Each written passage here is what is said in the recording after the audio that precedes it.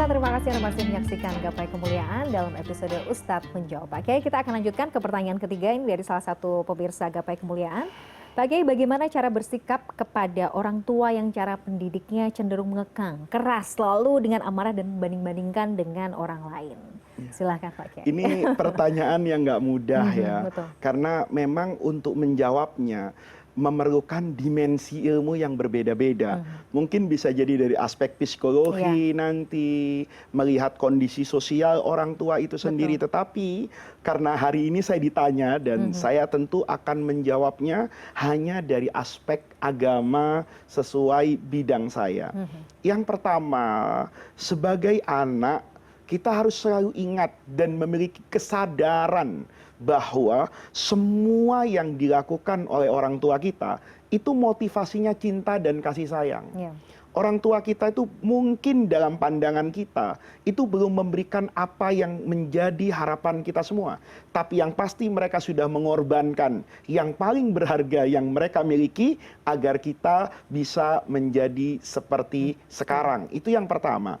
Yang kedua, berprasangka baik kepada orang tua itu bukan saja sunnah, bukan saja harus, tapi sudah menjadi kewajiban. Karena di dunia ini tidak ada laki-laki yang lebih menyayangi saya melebihi bapak saya. Di dunia ini tidak ada perempuan yang mencintai saya bahkan sebelum melihat bentuk saya, kecuali ibu saya. Oleh karena itu ini harus jadikan modal dulu.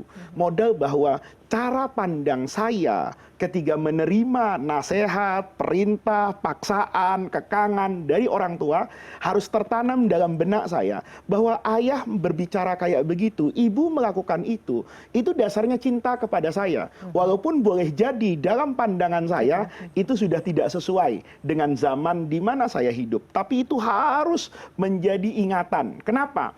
Karena boleh jadi prasangka baik saya kepada orang tua itu kan kebaikan.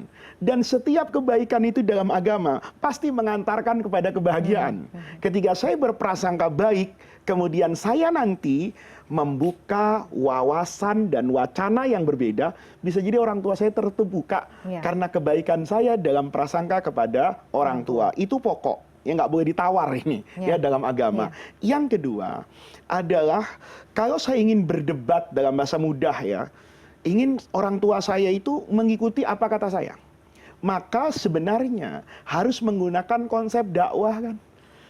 Orang tua ingin mengajak anaknya kepada apa yang menurut orang tua baik. Dan anak ingin mengajak orang tua kepada apa yang dianggap oleh orang tua baik. Maka berdakwah itu kan ada etikanya. Yang pertama, orang tua apalagi yang terdidik di masa lalu. Boleh jadi kalau dibantah oleh anaknya, dia terkaget-kaget.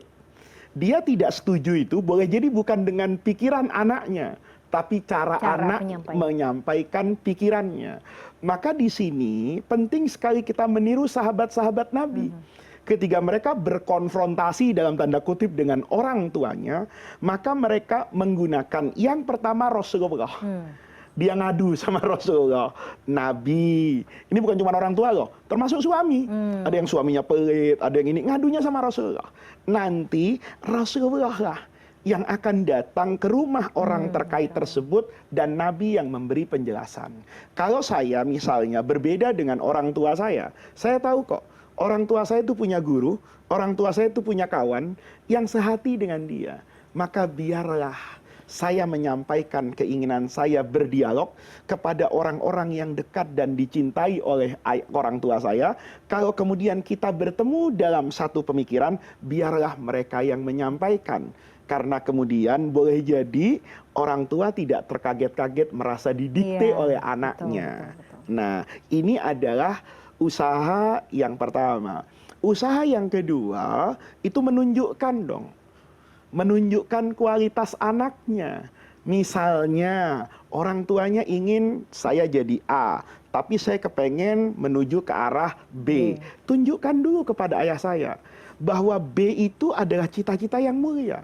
Bahwa B itu adalah sesuatu yang dibutuhkan di masa ini. Bahwa saya memiliki kapabilitas untuk menjalankan itu. Misalnya, sekarang menguasai multimedia itu luar biasa. ya, menguasai medsos itu luar biasa. Kemudian anak saya tiba-tiba, yang saya kepengen dia jadi ustazah misalnya, yang kepengen dia menerusi jejak saya, terus dia bilang, apa cita-citamu nak? Jadi YouTuber misalnya, betul. jadi Sekarang TikToker, banyak kok anak-anak banyak kecil seperti ya, itu. pengennya Apa jadi YouTuber, kemudian harus saya belokkan cita-cita mereka? Enggak. Kenapa? Memang sekarang zamannya zaman YouTuber kan. Artinya orang yang menonton YouTube itu mungkin akan lebih banyak daripada yang menonton televisi. Artinya apa? Media ke depan itu akan mengalami perubahan. Maka tugas saya adalah melihat apakah anak saya punya kapabilitas di sana. Bagaimana integritasnya, bagaimana moralnya. Ketiga kemudian, kan nggak ada yang salah dengan YouTube. Ya, kata Nabi itu, nikmal mal, sebagus-bagusnya harta. Harta itu terkait dengan semua yang ada di dunia ini. Itu tidak ada dikatakan Nabi yang bagus itu adalah kurma misalnya. Enggak. Yang bagus itu adalah masjid. Enggak. Kata Nabi yang paling bagus itu di tangan orang yang soleh. Saya bayangkan ya, kalau anak saya sekarang sekolah di fakultas tertentu, mengajarkan bagaimana buat karikatur, buat film kartun. Saya membayangkan kok, Mila ya, satu hari Tom and Jerry itu ngaji. Betapa hebat dampaknya. Kita kan selalu melihat, misalnya kalau saya boleh sebut merek lah, Sound the Ship lah, atau apalah, kartun-kartun anak-anak itu. Kan itu yang diminati dan digandrungi. Tapi sentuhan budaya lokalnya kan jarang. Kalau para pemirsa mungkin seusia saya atau lebih tua dari saya, dulu kita pernah nonton Unyil. Itu syarat dengan Pancasila loh. Syarat dengan budaya ketimuran.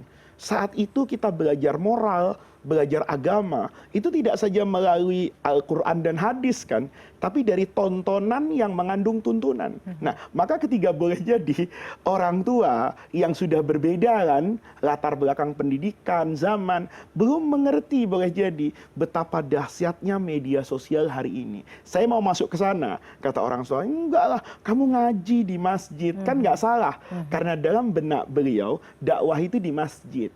Tapi dalam benak saya, oh enggak. Dakwah itu lebih efisien mungkin lewat film animasi, kartun dan sebagainya. Nah, mempertemukan dua generasi inilah harus ada jembatan kebijakan yang luar biasa. Nah, ini cara kita melakukan dialog dengan orang tua. Masya Allah. Pak Kiai, satu pertanyaan terakhir ini. Mudah-mudahan bisa menangkap ya. Pemirsa tadi yang bertanya soal bagaimana cara mendidik orang tua tadi yang cenderung keras. Nah, ini pertanyaan terakhir dari Mbak Fitri, Pak Kiai. Pak Ustadz, apakah berdosa jika seorang suami tidak pernah menafkahi sama sekali istri selama bertahun-tahun? Apakah benar jika seorang istri sampai mengeluarkan air mata karena sakit hati bisa menghambat rezeki suami? Yang pertama, hukumnya dosa. Karena nafkah itu kewajiban. Kewajiban ya. Jadi bukan istri itu minta sebetulnya. Saya yang punya kewajiban untuk menghitung itu, gitu loh. Jadi karena itu kan kewajiban saya. Kan sama kan Mila, kita hidup juga secara sosial kan punya kewajiban. Ketika saya punya kewajiban, kan saya yang harus mengerti kewajiban saya apa. Nah, suami juga gitu dong. Kalau dia tahu kewajiban nafkah, nafkah itu banyak loh, ya. Bukan uang belanja yang dimakan setiap hari aja. Kan banyak tuh suami yang ngasih uang belanja istrinya ke pasar, saya sudah nafkahi. Loh belum, istri itu butuh baju, butuh minyak wangi, butuh tertawa, butuh ini. Nah, itu penuhi. Nah, pertanyaan yang kedua, kalau suami tidak menafkahi istrinya sampai istrinya menangis, apakah itu akan menghambat rezekinya? Saya tidak tahu jawabannya. Tapi yang saya tahu, dia berdosa dan menyakiti kepada istrinya. Dan dia keluar dari nasihat Rasulullah yang menyatakan, khairukum, sebaik-baiknya kalian adalah khairukum li ahli, yang terbaik dalam memperlakukan pasangannya. Itu yang paling penting. Itu yang paling penting. Dan itu akan diminta pertanggungjawaban kan? Pasti. Allah akan minta pertanggungjawaban. Dan jangan lupa ya, itu bukan hak Allah loh. Itu hak istri juga. Kalau istrinya nggak ridho ya nggak selesai urusannya. Nggak selesai di akhirat juga ya Pak Kiai ya? Kalau pertanyaannya akan menghambat rezeki atau apapun, bisa saja. Tapi bukan dalam kerangka azab, tapi dalam rangka mengingatkan sang suami. Jadi para suami nih, teman-teman saya yang laki-laki itu harus ingat loh, siapa tahu kan rezeki kita lancar karena kita memberikan nafkah kepada istri. Allah tahu ini kalau dikasih rezeki, istrinya seneng banget, anak-anaknya dapat, saya bukakan rezekinya. Nah, begitu sang suami tidak menafkahi istrinya, malah menafkahi selingkuhannya. Aduh, nauzubillah. Bisa jadi Ya, Pak Kiai. Allah ingatkan, Betul. "Loh, saya kasih rezeki kan bukan untuk itu, untuk yang di sini, bukan yang di sana. Kok kamu menyalahgunakan nikmat Allah?" Bisa jadi itu bagian dari teguran. Oke, jadi mungkin bisa jadi seret rezekinya ya karena itu ya, Ya. karena mungkin tidak melakukan kewajiban dan amanah. Dan saya selalu diajarkan oleh guru-guru saya dulu, oleh orang tua saya, laki-laki yang memuliakan keluarganya, itu pasti kok Allah akan memberikan kebahagiaan yang tidak bisa dinilai dengan apapun di dunia ini. Oke, Masya Allah, ini penutup yang luar biasa. Mudah-mudahan bisa memberikan pencerahan dan jawabannya bisa memuaskan ya bagi Anda Amin. pemirsa yang sudah mengirimkan pertanyaan.